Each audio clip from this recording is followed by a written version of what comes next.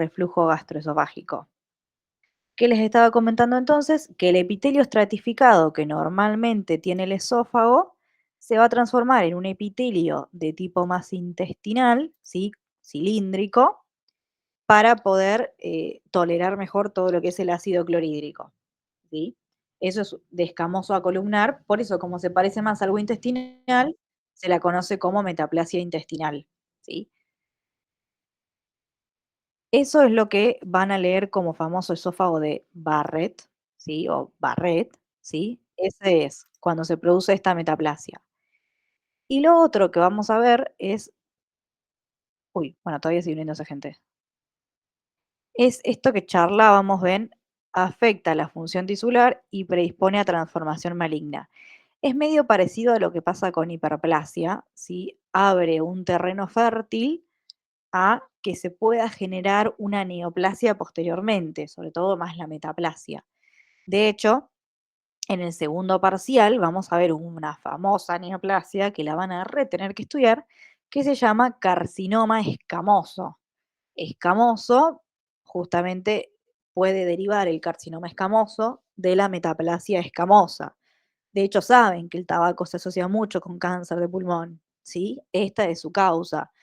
Es un epitelio escamoso que favorece, obviamente, a el tabaco, pero es unas células que no sirven para la producción de moco, no sirven para la generación de para hacer cilios y que puedan barrer con las cosas. Es un epitelio que no cumple con la función que originalmente tenía que cumplir, sumado a que obviamente toda diferenciación puede predisponer a que haya errores, esto que charlábamos, y predisponer a una transformación maligna posteriormente. Transformación maligna es hacer después un cáncer. La metaplasia intestinal se relaciona mucho con otro que es de origen glandular, que se llama adenocarcinoma. Eso lo verán después en segundo parcial, es como para que lo tengan en cuenta. Acuérdense de esto igualmente que mencionamos hoy, que esto no la convierte en una lesión preneoplásica. Sí lo convierte en esto que arma un terreno fértil para que posteriormente pueda haber una neoplasia. Pero van a haber en neoplasias lesiones perineoplásicas y no es ninguna de las que conocen acá. Se llama displasia, que vendría a ser como un caminito entre medio de la metaplasia o la hiperplasia y la neoplasia, su cáncer. Es como el caminito intermedio. Esa sí es una lesión. Estas no, porque no son lesiones en sí, son adaptaciones. Solo eso.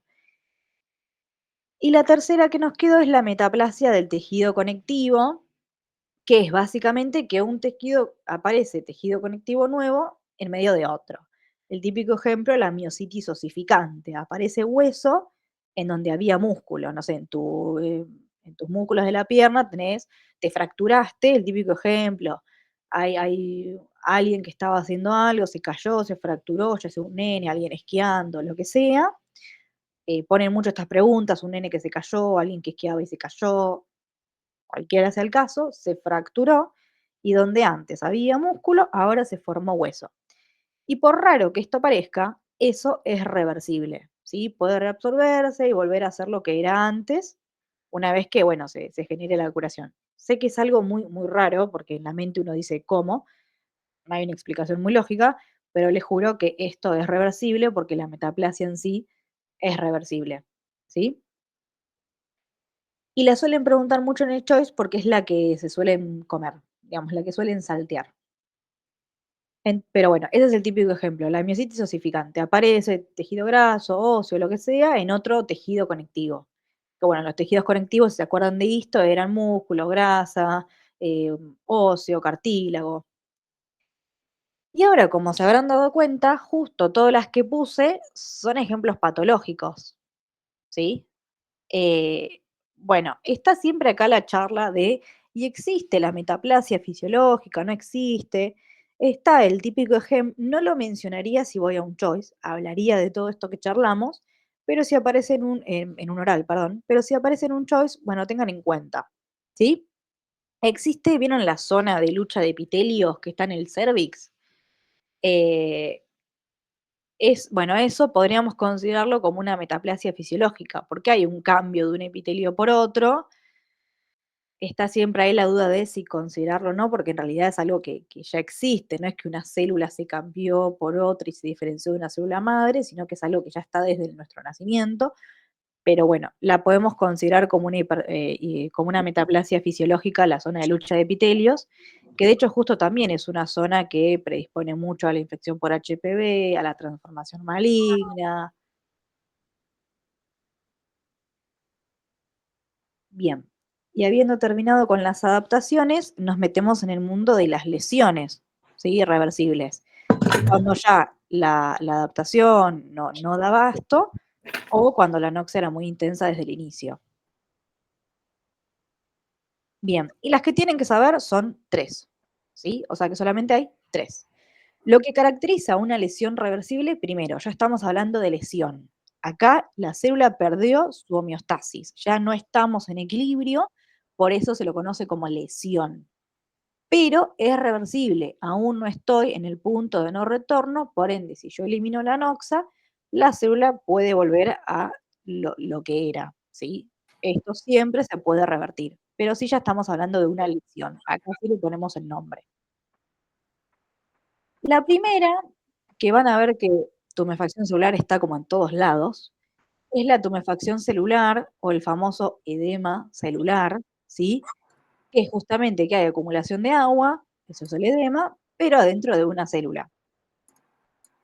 Y lo tienen que diferenciar mucho con la que sigue, la famosa nefrosis osmótica que tenía preparado. Por un lado, vieron esto que charlábamos de el caminito de la lesión, hipoxia, algo químico, lo que sea, que generaba caída del ATP y alteración de la bomba sodio-potasio ATPasa, ¿sí? Que todas las bombas que necesiten ATP van a empezar a fallar. Dijimos que entraba sodio, salía potasio. El sodio es muy osmóticamente activo, así que para donde vaya el sodio va a llevar agua. Si el sodio entra, va a entrar agua consigo, ¿sí? Entonces, primera súper diferencia es que esto, a diferencia de la nefrosis osmótica, es un fenómeno pasivo. ¿Qué quiere decir que sea un fenómeno pasivo? Que eh, no necesita justamente de ATP. De hecho, el problema es que no tenía ATP y por eso se genera el edema. No necesito ATP. ¿Y cómo lo voy a ver? Así es como lo verían a la micro. Creo que alguien se dejó el micrófono prendido y quizás a gente le resulte incómodo.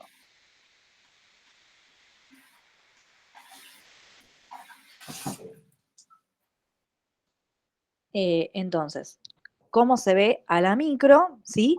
Vamos a ver la célula más gordita, como más rechonchita, aumentada de tamaño, acuérdense siempre que ópticamente negativo pueden ser 3 cosas. Si estamos hablando preparado, ¿qué?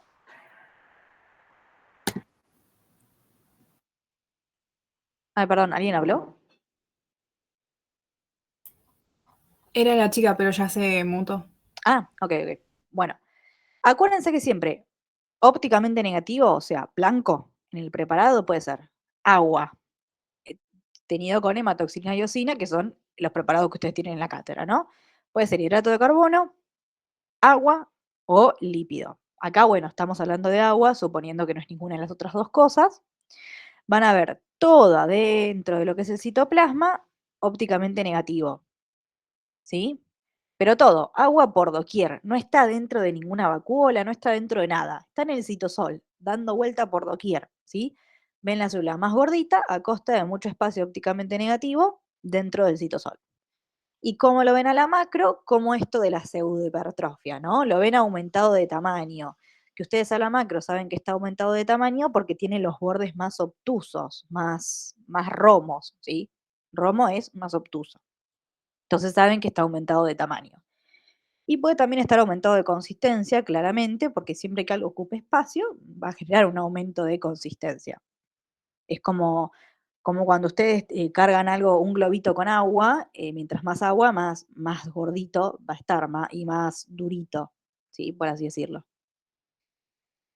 Y el otro es el cambio hidrópico o degeneración vacuolar, que en realidad este es el nombre real de lo que sucede, ¿no? Cambio hidrópico o degeneración vacuolar. Nefrosis osmótica es el ejemplo, Pero como es el único ejemplo que se conoce, es como que uno tiene en mente nefrosis osmótica y ya. Pero bueno, sepan que estos nombres existen y que puede aparecer en el choice con estos nombres, ¿sí? Porque en realidad es el nombre original. ¿Cuál es la diferencia con, primero, cuando se produce, van a leer el famoso manitol, que seguramente sea algo que hasta el día de hoy nunca lo habían leído, y está bien que no lo sepan, porque en realidad es un diurético, ¿sí? Que el diurético es un fármaco que se ve en farmacología 2, materia de quinto barra sexto, ¿sí? Uno de los últimos finales que di. Entonces, eh, tiene sentido que no lo conozcan y que no lo hayan visto. Y no tienen que saber todo el mecanismo farmacológico del manitol, porque no es un tema que les corresponde saber ahora. Lo que tienen que saber es un glúcido complejo, ¿sí? De la familia de los diuréticos, que lo que hace básicamente es aumentar la osmolaridad plasmática. Entonces, si yo tengo más osmolaridad plasmática, el agua va a ir hacia ahí, a los vasos, a donde está mi glúcido. Se usa más que nada en pacientes con hipertensión endocraniana o hipertensión ocular para como que disminuya la cantidad de agua, que disminuya el edema que tiene ese tejido. Entonces, va a la sangre y de ahí los diuréticos siempre se eliminan por vía renal. Entonces va a la sangre y de ahí al riñón se va a filtrar. Y justo es un glúcido que se filtra, pero no se reabsorbe.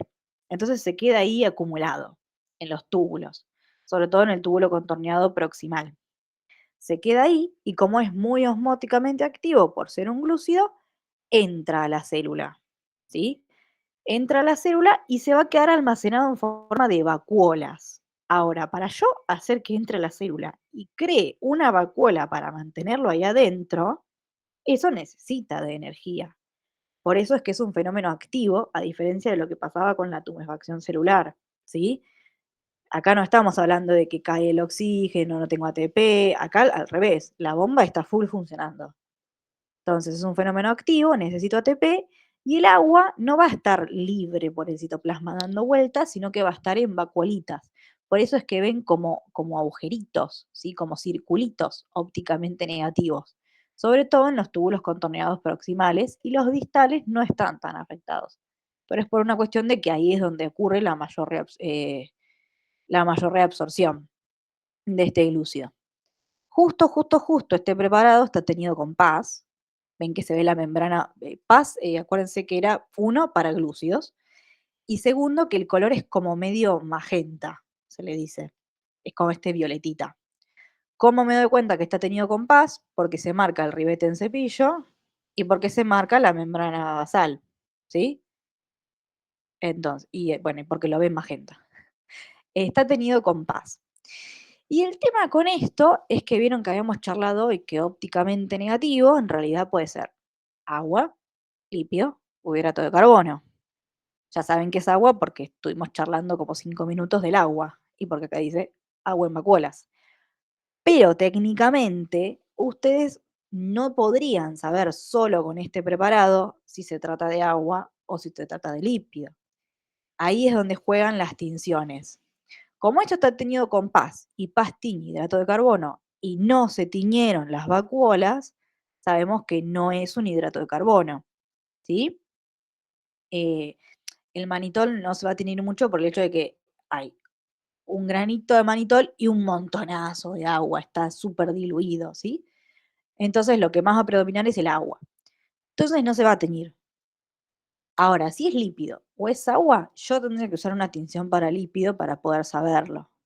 De ahí tienen que saberse las tinciones. Paz o aceite rojo, por lo menos las importantes. Paz o aceite rojo son los que tiñen paz, hidrato de carbono, aceite rojo o también sudán tiñe lípidos. Entonces, si yo le pongo sudán, por ejemplo, y me tiñe, era lípido. Si no me tiñe con ninguna de las dos, por descarte, es agua, porque el agua no se tiñe con nada. Bien. Y en mi opinión, creo que es la joyita de las lesiones reversibles, es la esteatosis, ¿sí? ¿Por qué? Porque tiene preparado de micro, porque tiene preparado de macro, y porque de las tres es la más compleja, es la más vista y es la más tomada, ¿sí? ¿Qué es la esteatosis? Es básicamente triglicéridos. Se acumulan triglicéridos en las células, que no es lo mismo que lo otro que seguramente leyeron en el metabólico, que es lipomatosis de sustitución, y también se lo tienden a confundir un poco. Lipomatosis de sustitución son células adiposas. Yo reemplazo un tejido y pongo ahí tejido adiposo.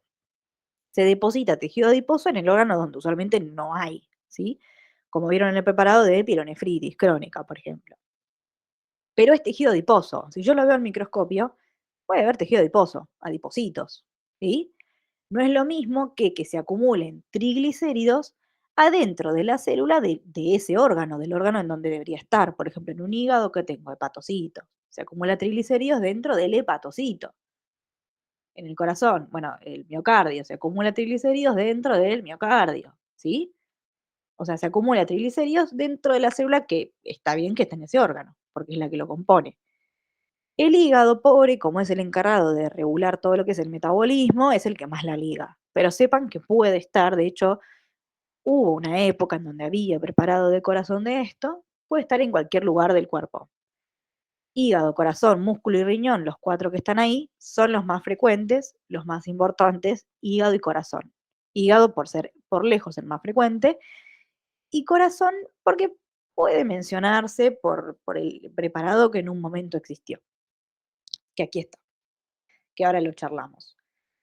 ¿Cuáles pueden ser las causas de esto? Y ojo con eso, porque se quedan quizás con esto que leen, pero uno le pregunta, entonces, ¿cuál es? Y se quedan, no sé. Por ejemplo, causas. Una es el aumento de la oferta de agnera, ácidos grasos no esterificados, al hepatocito. Bueno, sí. ¿Y cuáles son los ejemplos de ese? Este quizás es un poco más fácil. ¿Qué puede hacer que aumente mi oferta? Y la obesidad. Si tengo más cantidad de ácidos grasos, más oferta le voy a dar al hepatocito. Y lo otro que se lo suelen comer es el otro lado de la nutrición, lo opuesto, que es la desnutrición, ¿sí? Porque hay toda una redistribución de lípido donde hago mucha más ruptura de lípidos a nivel periférico para activar todo lo que son las lipasas, para que vaya al hígado y, bueno, obtener energía con el poco tejido adiposo que tengo. O sea que todas esas malnutriciones de marasmo, caballo también me van a llevar la desnutrición en sí también me va a llevar a un aumento de la oferta al hígado, ¿sí? Va a disminuir quizás su oferta en la musculatura, pero va a aumentar la oferta al hígado, ¿no? Esto hablando del hígado, que es el principal. Entonces, obesidad, el más lógico, y malnutrición también. Desnutrición, porque malnutrición es las dos cosas. El otro lado es que, bueno, le llegue normal, pero no lo use. Disminución en la utilización de estos ácidos grasos o triglicéridos, ¿sí? Por ejemplo, cualquier cosa básicamente que afecte la beta oxidación, que era el metabolismo de los lípidos. Principal causa que afecta la beta oxidación, alcohol. El alcoholismo predispone por este motivo a la esteatosis hepática. Alguna que otra toxina también puede ser, algún fármaco, la hipoxia, porque necesita oxígeno, pero a la cabeza sepan alcoholismo. Y la otra es que disminuya el transporte y la liberación a la sangre de los triglicéridos. O sea, o tengo más, o no lo puedo usar, o no lo puedo sacar de mi hígado, entonces se va a acumular. Que puede ser lo mismo, alcohol, toxinas que afectan todo el citoesqueleto, generan una alteración del citoesqueleto, o el más importante acá es algún déficit de proteína. Por eso se relaciona mucho con algo que vemos en nutricional, que es la de Cavalier, que se relaciona mucho con esteatosis, ¿sí? La desnutrición, pero sobre todo la desnutrición proteica. Porque si yo no tengo proteínas, no puedo hacer lipoproteínas. Y si yo no puedo hacer lipoproteínas, no puedo formar la BDRL, la LDL, que van a salir del hígado. ¿Sí? Vieron que yo necesitaba lípido y proteína para hacer esas. Si yo no tengo lipoproteínas, no lo puedo sacar y se acumula en el hígado. Y ustedes habían visto preparado cómo lo veían a la micro, como lo mismo, parecido al agua, espacios ópticamente negativos. Acá tengo que usar sudano o aceite rojo porque si no, no me doy cuenta si esto es lípido o es agua. ¿Sí? Y ojo, dato de preparado, vieron que los preparados siempre se ponen en parafina, que es como este material como de vela. No puedo usar parafina porque me lava los lípidos, así que si yo tengo sospecha por la clínica de mi paciente, no sé, es un paciente alcohólico, es un paciente desnutrido, lo que sea, bueno, no uso parafina, lo veo directamente por congelación. Lo que van a ver es entonces estos espacios ópticamente negativos y van a leer que se puede dividir esto en cualquier órgano, en microvacuolar o macrovacuolar. ¿Qué diferencia una u otra? El tamaño. La macro es más grande y la micro es una vacuola más chica. A la micro, podría ser, por ejemplo, esta que está acá, que ven que tiene el núcleo en el centro y tiene pequeñas vacuolas alrededor. ¿Sí? Las vacuolas están alrededor del núcleo, pero el núcleo se mantiene central. Con el tiempo puede ser que estas vacuolas se vayan haciendo más grandes, confluyan y generen como una gran vacuola que lo que hace es desplazar al núcleo de la periferia. Ven que el núcleo está acá, ¿sí? O acá, ven, acá hay una y el núcleo lo tiene bien en la periferia, acá hay otra. Esto, como parece un anillito, si le ponen imaginación, es mucha imaginación, pato, pero parece un anillito. Entonces se le dice célula en anillo, ¿sí? Es básicamente una vacuola que desplaza al núcleo a la periferia y por eso parece un anillito. Como lo tiñen, acuérdense, sudano aceite rojo. ¿Y cómo se ve a la macro? Porque había preparado esteatosis de hígado, ahí, como este pedazo. ¿Ven que este pedazo cómo es? Siempre, yo bueno, justo les mandé cómo describir preparados de macro. Guíense mucho por los colores, porque los colores da muchísima información. Acá era amarillento, amarillento, pardo amarillento, blanquecino amarillento, lo que tenga la palabra amarillento en algún lado, algo con amarillo, eso es grasa. Yo me acuerdo mucho y siempre digo el ejemplo de la grasa del asado. ¿Vieron cuando uno come un asadito que tiene en la punta amarillo y blandito? ¿Qué es grasa? Lo mismo pasa con la estatosis, es grasa. Así que como lo veo, amarillo y con la consistencia disminuida. Es uno de los únicos, por no decir el único en realidad, de los preparados que tiene la consistencia disminuida. O sea, está más blandito. ¿Sí? Blando y amarillo. Como van a ver, todo el hígado amarillento y más blandito. Y en el corazón sucede como algo particular, que es que se pone fibras de esteatosis, fibras normales, esteatosis, acá se está generando, normalito. Y alguien dijo que esto se parece a las rayitas de un tigre y por eso le puso el nombre de corazón atigrado. Así que si leen corazón atigrado, les está charlando de esteatosis en el corazón. Lo aviso por si leen a un lado corazón atigrado y dicen, ¿qué es eso? Es este. Bien, y nos adentramos al mundo de las lesiones irreversibles. ¿Hasta acá vamos bien? Perdón, en Sí. lesión reversible son todas las acumulaciones intracelulares, ¿no? No es, no gusta mucho decir que es una acumulación intracelular, pero sí, bueno, justo se acumulan cosas, así que tiene un poco de lógica. Hay otras que no están, hidrato de carbono, hay cosas que no están, pero sí, son solamente estas tres. Y en las tres básicamente se acumula agua, acá también, o lípido. Estas son las únicas tres que tienen que conocer. Ok, gracias. Y en la parte de lesión irreversible y todo el TP1 justamente es importante porque es la base y porque es lo que creo que no se perdona el error en esta parte, porque es justamente la base y como las generalidades. Pero si hay una parte que es definitivamente la más importante, es lesión irreversible. Y sobre todo necrosis, ni hablar. Necrosis es, yo le digo, temazo. ¿Sí? Bien.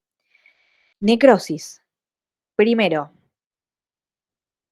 volvemos a lo mismo de que en el choice quizás la palabra siempre, nunca, todas, ninguna son un poco fuertes. Bueno, acá tenemos otra excepción, ¿sí? La necrosis siempre va a ser algo patológico, acá ya pasamos el punto de no retorno, por ende, cuando la célula empieza a hacer necrosis, Ya sabemos que cayó la función mitocondrial, que se rompieron las membranas, que cayó el ATP y que la célula ya no va a volver a ser lo que era antes y que conduce a la muerte celular. Por ende, es patológico esto. Son todos cambios, vieron que acá en Pato nos encanta la palabra morfológico, ¿sí? Cambios morfológicos, o sea, estructurales, que le siguen a la muerte celular. Yo tuve estas dos cositas que me marcaron mi punto de no retorno y a partir de ahí inician mis cambios. Que primero los veré en el microscopio electrónico, donde ahí se puede ver la ruptura de las membranas, se puede dar mucha más información. No tenemos eso en la cátedra. Con el tiempo, más o menos a las 6 horas, ya lo voy a poder empezar a ver estos cambios en un microscopio óptico, que es el que tenemos, el que ustedes pueden ver las diferentes necrosis. Y después, con mucho más tiempo, se puede llegar a ver, y ojo con lo que voy a decir, no me malinterpreten, un correlato macroscópico. ¿Qué quiero decir con correlato? Cosas a nivel de la macro que a mí me pueden hacer pensar que si yo tomo una biopsia de ahí, vería necrosis pepita, vería una necrosis. No quiere decir que yo vea, ni que pueda decir esto de acá es necrosis. Si yo veo negro a la macro, no puedo decir que eso es necrosis, porque son cambios morfológicos que les ocurren a las células. Donde yo veo las células en la microscopía.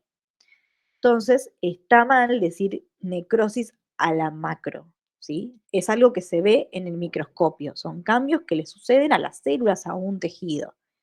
Y lo otro importante, que me marcan obviamente que la célula ya entró en proceso de muerte celular y que eso por ende es irreversible, no vuelve a ser lo que era.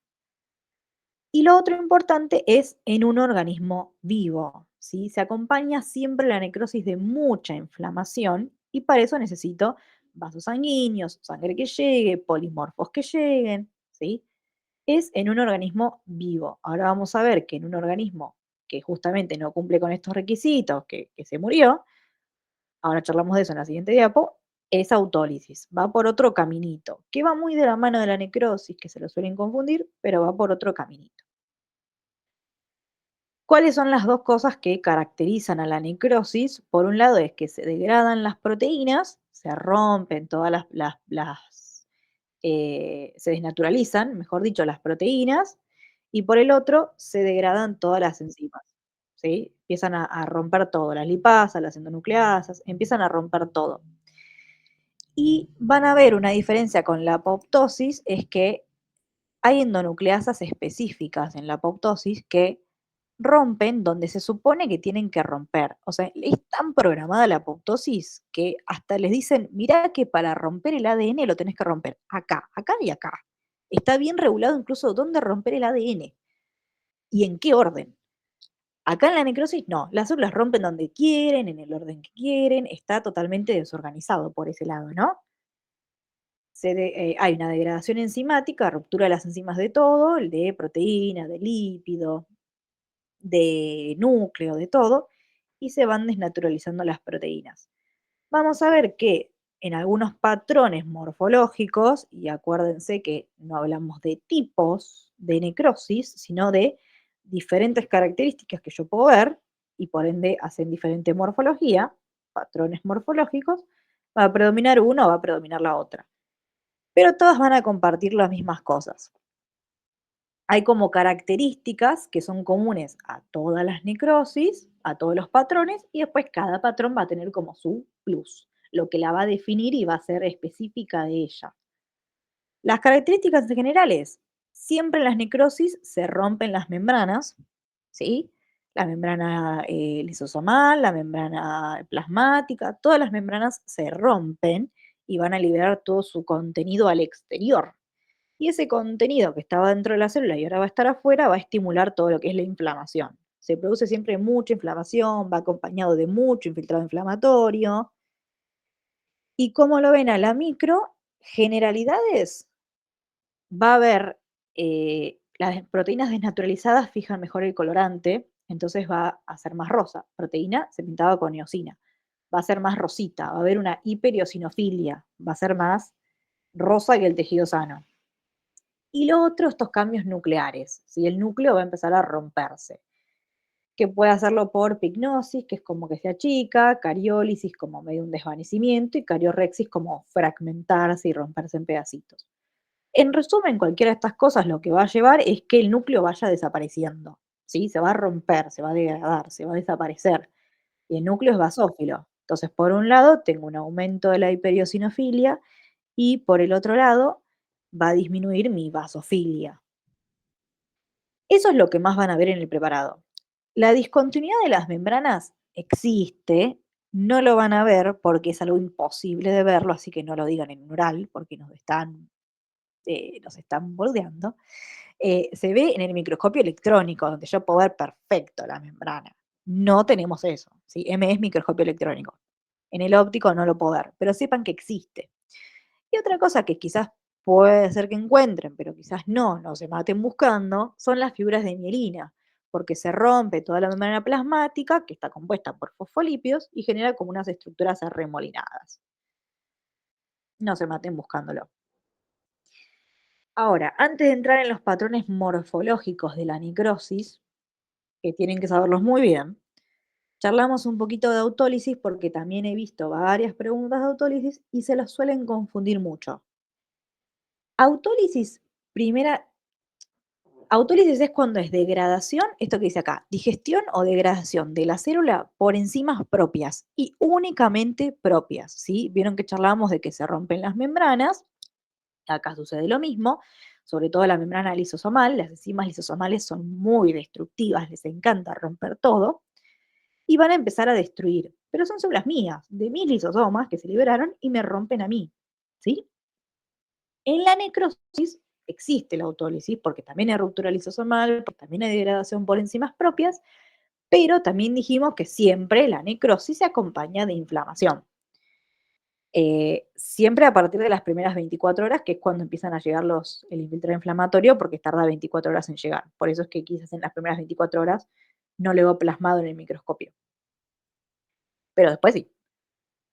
Entonces, estos que empiezan a llegar, estos polimorfonucleares, este tejido inflamatorio, también tienen enzimas que van a empezar a liberar y van a empezar a romper cosas. Entonces, cuando la degradación es por enzimas que no son mías, que no son propias, se lo llama heterólisis. Ni hablar si también tenés una toxina o un microorganismo que también hace lisis. Ahí se le suma, también es parte de la heterólisis. Entonces, en la necrosis están las dos, heterólisis y autólisis. Pero la autólisis puede como hacerse un ranchito aparte, por así decirlo, puede como ser independiente y donde se ve, y esta es la gran diferencia, en tejido muerto. ¿Cuáles son los ejemplos que yo doy, por ejemplo, de tejido muerto, como para que lo entiendan? Algunos dan el ejemplo de, bueno, saco un órgano del cuerpo, cual Mortal Kombat, que te agarro el corazón y lo saco. Ejemplos más relacionados con la medicina son, por ejemplo, un órgano trasplantado. Yo agarré el riñón para trasplante y lo dejé ahí arriba de la mesa. Lo estoy dejando morir porque no le llega irrigación, está fuera del cuerpo, no le llega nada.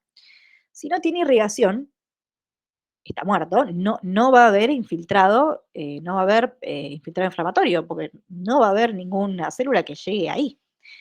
Entonces, no va a haber heterólisis, pero obviamente va a empezar a morir. O lo otro es, tomo una muestra para hacer un preparado histológico, re feliz, empato, me olvido de ponerle la fijación, lo dejo ahí arriba de la mesa, no lo congelo, se me muere, y después cuando quieran ver el preparado, el mayor que lo quiera ver va a ver esto, y se va a encontrar con esto. Entonces, esos son los ejemplos. ¿Cómo yo lo veo? Porque va a tener características que son parecidas a la necrosis, pero cosas que definitivamente son distintas. Ustedes lo veían así al preparado. Primero, no hay una zona localizada donde ocurrió la lesión y esa zona es la que tiene la necrosis, como quizás veían en la necrosis coagulativa, que era, bueno, la zona que irrigaba ese vaso y el resto estaba bien. Acá, como yo saqué el órgano o saqué mi preparado afuera, todo el órgano se va a afectar. Todo se va a morir por autólisis. Entonces, es difusa la alteración, ¿sí? Tengo una hiperiossinofilia, pero difusa, de todo el preparado. Nunca va a ser algo localizado en un sector y en el otro no. Bien localizado. La otra es que si ustedes se fijan, esto era un riñón. No se parece tanto a un riñón. para nada. O sea, la verdad que es bastante confuso. Cuando no se parece mucho, cuando ustedes lo ven y dicen, no sé qué estoy viendo, es porque hay una pérdida de la arquitectura normal del órgano que no me permite quizás distinguirlo bien. Eso es una pérdida de la astroarquitectura. Hay una pérdida de la astroarquitectura, una hiperosinofilia difusa, y ven todos estos puntitos basófilos que están, son núcleos, ¿sí? Cosa que no se veía en la necrosis. Yo veo núcleos, algunos más sanos, otros un poco más rotos, pero al fin y al cuentas veo núcleos, y en el intersticio no hay puntitos, son solamente dentro de las células, ¿sí? Veo núcleos y nunca veo inflamación, por esto que les mencioné de que no hay vaso para que llegue la inflamación. No, no hay inflamación y hay núcleos, ya pequeña, importante y gran diferencia con la necrosis. Y otras cosas que pueden llegar a ver es que, sobre todo si se fijan por acá, ven que como que no se entiende mucho, acá, no se entiende mucho cuándo empieza una célula y termina la otra. Es como que parece todo como una gran masa rosa. Eso es pérdida de los límites celulares. No entiendo cuándo termina una célula, pierdo el límite, no entiendo cuándo termina una y empieza la otra. Y la van a ver a la célula como más tumefacta, más gordita, ¿sí? ¿Se entendió? Autólisis es como justo uno de los temas complejos del TP. Sí, sí. Bien. Lo otro son los patrones morfológicos. ¿Qué ojo con esto? Porque en algunos lugares aparecen de menos, en algunos lugares aparecen de más, ¿sí?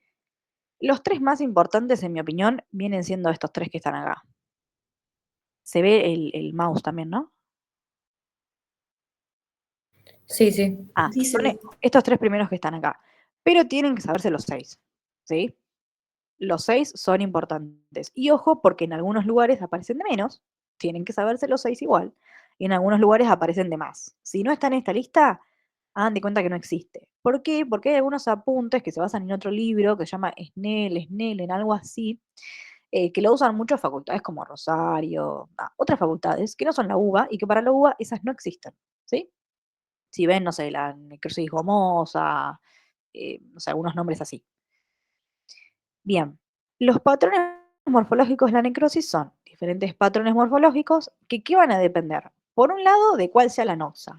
Entonces, tienen que saber sí o sí qué noxa se relaciona con cada uno de los patrones. Además de, obviamente, cómo se ve a la microscopía, tienen que saber cuál es la causa, porque es lo que se les va a ir a preguntar. Pepito, tuvo un infarto de miocardio, ¿qué necrosis tiene? Bueno, isquemia. ¿Cuál es la que es por isquemia? Tal, ¿sí? Esto del mecanismo es esto que mencionamos, que algunas favorecen más la digestión enzimática, otras la desnaturalización proteica, bueno, en uno predomina más otro y tiene lógica de cómo se ve a la micro. Ahora va a cerrar un poquito más. Y el tejido, porque hay algunas, por ejemplo, esto de la isquemia, que dependiendo si sucede en el sistema nervioso o si sucede en el corazón, la necrosis es la misma, es distinta, pero el patrón morfológico es distinto, pero la causa fue la misma. Entonces, por eso depende un poco de estas cositas. Y van a leer, hay una pregunta muy confusa que habla de cuáles son los patrones específicos de la necrosis. ¿Por qué quiere decir específico? Ahora lo vamos a ir viendo una por una, porque en realidad hay dos de las que están acá que derivan de otras dos, que son la citoesteatonecrosis y la gangrenosa. En realidad son como derivaciones de las cuatro principales que son coagulación, liquefacción, gaseosa y fibrinoide. Así que si les preguntan cuáles son los específicos, fibrinoide, gaseosa, liquefacción y coagulación. Estas dos que están acá, citoestato y gangrenosa, son como derivaciones de las otras dos. Pero bueno, se cuentan, pero son como derivaciones, por así decir. La necrosis de coagulación es la reinita, ¿sí? Súper tomada, hay preparado de esto, ¿sí? ¿Cuáles son las causas? Y sépanse esta, pero perfecta. Privación de oxígeno, ¿sí? Cualquier causa de isquemia, de hipoxia o lo que sea, va a llevar a una necrosis de coagulación, siempre y cuando el tejido no sea sistema nervioso central. Ahí después vamos a ver qué es otra. Y lo otro, quemaduras, porque las quemaduras desnaturalizan mucho las proteínas, ¿sí? Y justo esta se caracteriza por la desnaturalización de enzimas, de todas proteínas, y eso se desnaturaliza y como que quedan ahí, se unen, se coagulan, y de ahí se llama necrosis de coagulación, o sea, tenía una lógica que se llame así, se coagulan y quedan como depositadas ahí, como en algo que se conoce como imagen en lápida, es como una foto, ¿sí? Como si fuera una foto que, si ustedes se fijan, lo que la caracteriza es que se nota que esto era un riñón, o sea, parece que esto era un glomérulo y que estos son los túbulos. No están normales, claramente se ve que tiene una afectación, pero conservan más o menos la forma de lo que en algún momento fue, ¿sí? Se ve la estructura del glomérulo, perdió el espacio urinífero, está hiper... me apareció el cartelito. Es- Está hiperiosinófilo comparado con el resto, pero se asemeja bastante, ¿sí? Ven que está más hiperiosinófilo, que perdió los núcleos, fíjense los túbulos. Ahí no hay ni un solo núcleo, pero ni uno, ¿sí? Pero se entiende. Entonces, es una necrosis de tipo estructurada. Cuando les hable de estructurada, de imagen en la, no les va a decir imagen en lápida, pero con algo estructurado, con algo de que mantiene los límites, que mantiene la forma, que mantiene la histoarquitectura del órgano, les está hablando de necrosis de coagulación. Ni hablar si les pone Juancito tuvo un infarto, ¿sí? La otra es la necrosis de licuefacción. La necrosis de la licuefacción, piénsenla mucho cuando algo les haga pensar en algo infeccioso, ¿sí? Porque la causa es infecciones y lesión hipóxica del sistema nervioso central, pero porque tiene muchos más, tiene menos componentes estructurales, el sistema nervioso, menos colágeno. Entonces, nada, sepan solamente que cuando es hipoxia en el sistema nervioso central es licuefactiva, porque les van a poner un casito clínico y les van a tirar qué necrosis es. Siempre piensen en algo infeccioso, sobre todo. Cuando infeccioso tiene fiebre, piensen en algo infeccioso. Eso va para su vida como médicos. Fiebre, intenten descartar infección, ¿sí? O sea, si les empieza un caso clínico con Pepito tiene 38 grados de fiebre y la pregunta está destinada a primer TP necrosis, piensen en licuefactiva. Ni tendrían que seguir leyendo, pero piensen en licuefactiva primero.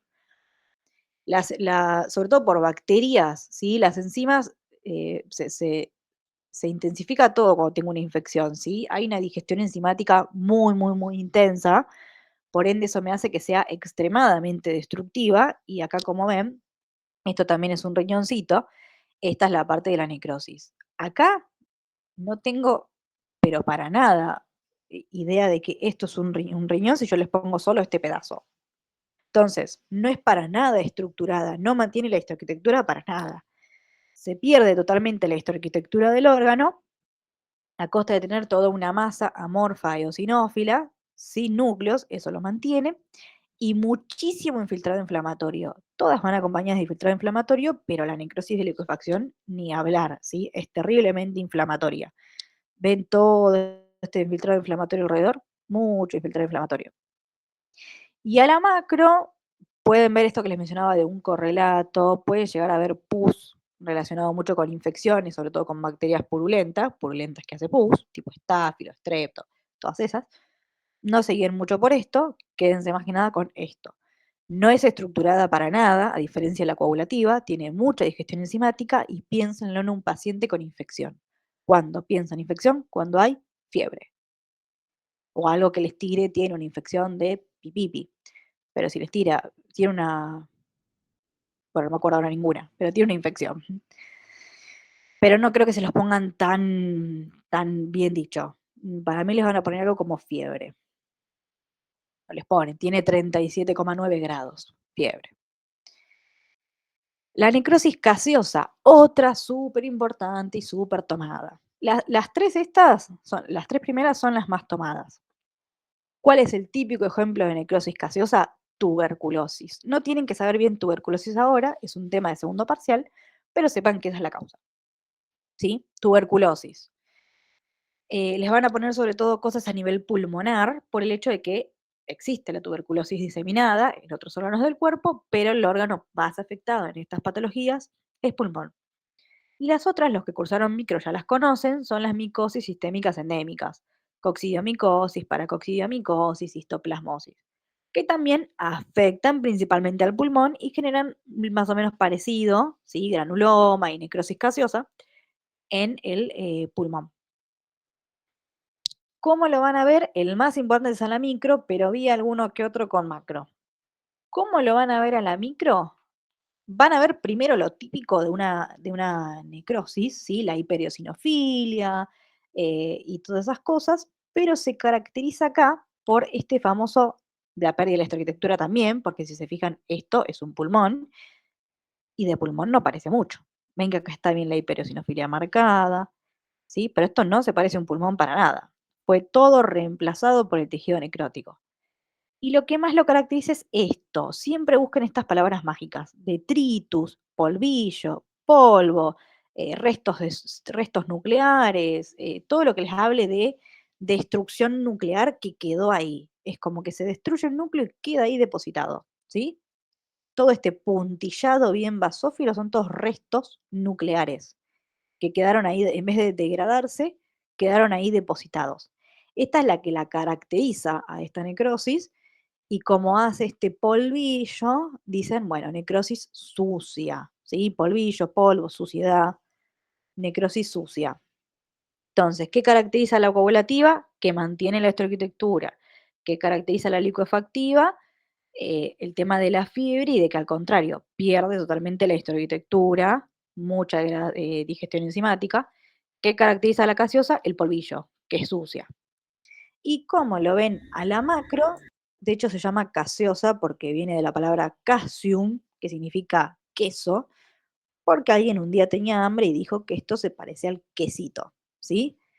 Es como bien homogéneo y muy amarillento, ¿sí? Blanquecino, amarillento, consistencia media disminuida. Bueno, cuando les está hablando del contexto de una necrosis y que a la micro ven esto, piensen en gaseosa, ¿sí? Fla- Reblandecimiento, blanquecino, como el queso que es blandito y amarillo. Sí, Sí, podríamos decir que sería la más basófila de todas las otras necrosis.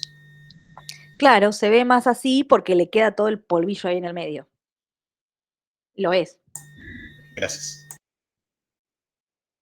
Después, cito, esteato, necrosis, cito, célula, esteato, como esteatosis, grasa, necrosis, necrosis. Es la necrosis de las células de la grasa, ¿sí? Son enzimas adiposas, que hay mucha necrosis enzimática, pero de la grasa. Y enzimática era por enzimas. ¿Quién más tenía mucha digestión enzimática? La licuefactiva. Es como una necrosis licuefactiva, pero de la grasa. Es como un derivado. Por eso es que no entra dentro de las principales, por así decirle, las específicas. Y siempre preguntan el mismo ejemplo. El problema, ahora lo vamos a ver, es que te preguntan el ejemplo con un caso clínico de 20 renglones y bueno, y te perdés. Pero ahora lo vemos. Pero cuando vean algo con pancreatitis aguda, se los está orientando a esto. Puede ser también traumatismo de mama, pero siempre les ponen algo con una pancreatitis aguda, ¿sí? Que de hecho les pone un caso clínico gente y les pone pancreatitis aguda. ¿Qué necrosis tiene? Y ustedes se leyeron 20 renglones de José y su pancreatitis. Eso después Una, vamos a ver pre- en el choice, que a veces no hay que leer todo para responder. una Sí, pregunta. ¿La palabra aguda a qué hace referencia? Tipo a ah, la es el nombre de la patología en sí, como cuando uno dice Ah, apendicitis aguda, ¿sí? La pancreatitis no suele ser crónica porque o la tratás o es un abdomen agudo, lo tratás o al paciente le va mal. Es el nombre de la patología, como el bueno, famoso apendicitis aguda.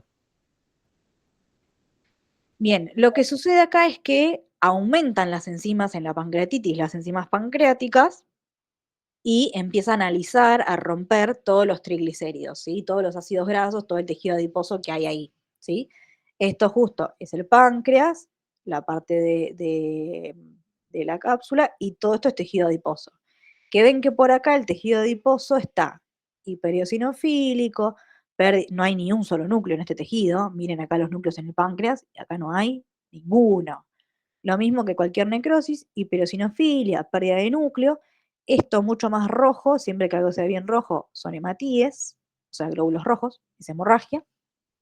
puede haber bastante hemorragia, puede haber hemorragia en las necrosis en sí, en esta la verdad que hay bastante. Entonces, ¿cómo se ve a la micro? Como las características normales de la necrosis, y puede ser que lleve a calcificación distrófica. Que, bueno, ya vieron más o menos placa de ateroma y saben que a la micro el calcio se ve basófilo, violeta. Manchas como granulares, como puntitos violetas, es calcio a la micro. A la macro es blanco. Blanco y, como el hueso, blanco y el único ejemplo de duropétreo, duro como una mesa. Y la necrosis gangrenosa, que en realidad no cuenta mucho como patrón porque acá les estoy poniendo un pie y un pie es algo macroscópico, entonces en realidad estaría mal. Acá yo tendría que decir, si esto le tomo una biopsia y lo veo en el microscopio, vería tal cosa. Pero como está muy, muy dicho, muy mencionado en la comunidad médica, se agregó, ¿sí? Vieron que uno ve negro, de hecho por eso nos quedó de ver negro y decir necrosis, gracias a esto. Bueno, se negoció que quede necrosis gangrenosa. El nombre en realidad era gangrena, quedó necrosis gangrenosa. Pero no es en sí un patrón morfológico de la necrosis. Los patrones son necrosis de coagulación. Porque, ¿por qué ocurre esto? Por una isquemia, ¿sí? No sé, se le tapó el vaso, se le tapó la femoral a este señor y empezó con isquemia del miembro inferior. Esto se ve únicamente en extremidades, brazos o piernas. Sobre todo piernas, que son las más frecuentes de tener isquemia, pero brazos o piernas, ¿sí? ¿Por qué? Por pérdida de irrigación. ¿Cuál era la que era por pérdida de irrigación? La coagulativa. Entonces, si yo a esto le tomara una biopsia, yo vería nada más y nada menos que una necrosis de coagulación. ¿Sí? La estructurada, la que tiene la hiperosinofilia, pérdida de núcleo, que mantiene la estructura, esa. Eso es lo que yo vería si yo tomo una muestra de esto. Ahora, van a ver también gangrena húmeda por el hecho de que esto es un terreno, pero que las bacterias dicen, qué belleza. Esto es un terreno súper fértil a cualquier infección. Que tenemos microorganismos en cualquier lado, de hecho también tenemos en la piel, estáfilos, strepto, están súper felices, y pueden colonizar este lugar y generar una infección. Y la infección era causa de necrosis licuefactiva. Entonces, cuando esto se infecta y tengo una necrosis de licuefactiva, mucha degradación enzimática, se la llama necrosis o gangrena húmeda. ¿Siguen ahí? Sí, Sí, sí, sí. sí, Sí. perfecto.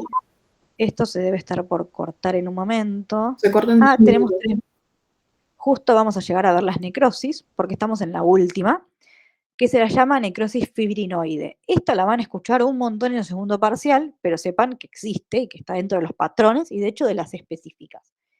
Esta, vamos a decirle, como le dijimos, la más basófila a la gaseosa, vamos a decirle la más rosa de las rosas, la más eosinófila de la hipereosinofilia que da en sí la necrosis. Yo le digo que es color fucsia, imagínense. Ven que todo esto está con hipereosinofilia, pero esto es fucsia.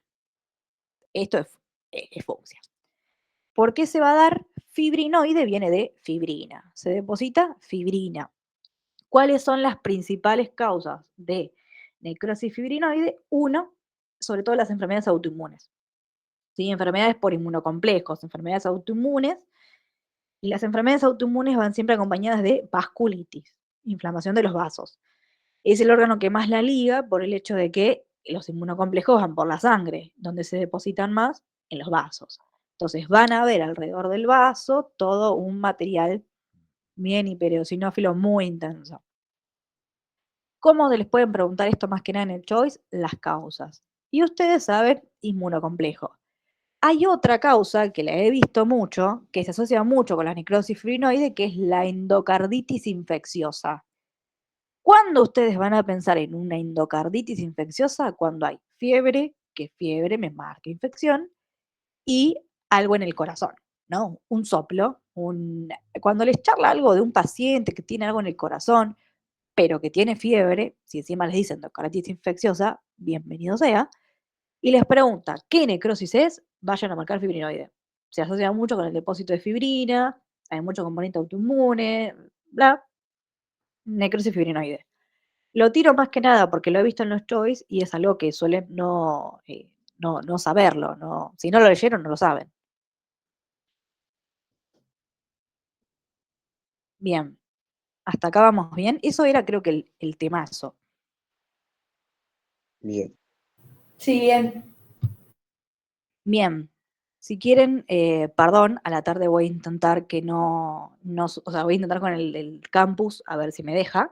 Si les parece, cortamos de nuevo y volvemos a entrar.